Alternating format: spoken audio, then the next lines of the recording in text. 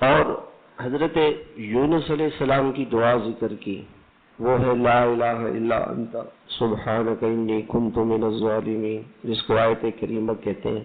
اور اس کے بعد اللہ نے فنجیناہ من الغم، ہم نے ان کو غموں سے نجات دی۔ غم، پریشانی سے بچنے کے لیے یہ دعا اللہ سے مانگے۔ وَكَذَلِكَ نُنْجِي الْمُؤْمِنِينَ۔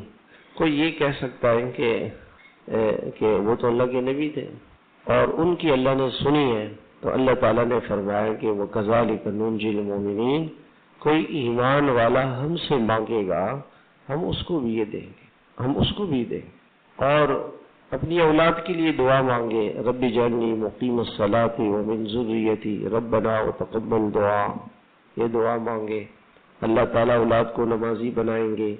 یہ حضرت ابراہیم علیہ السلام کی دعا ہے۔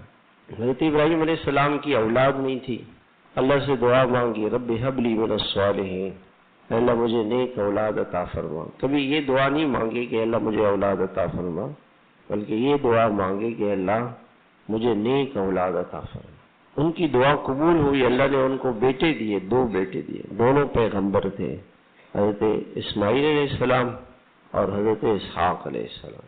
حضرت زکریا علیہ السلام خود بوڑھے، بیوی بانجھ، کبھی بچہ نہیں ہوا، اللہ سے دعا مانگی، رب لا تذرنی فردا وانت خیر الوارثین وہب لی من لدنک ذریۃ طیبہ انک سمیع الدعاء۔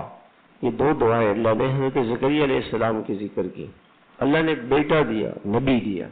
حضرت یحییٰ اللہ نے بیٹا دیا، وہ بھی نبی دیا اللہ تعالیٰ۔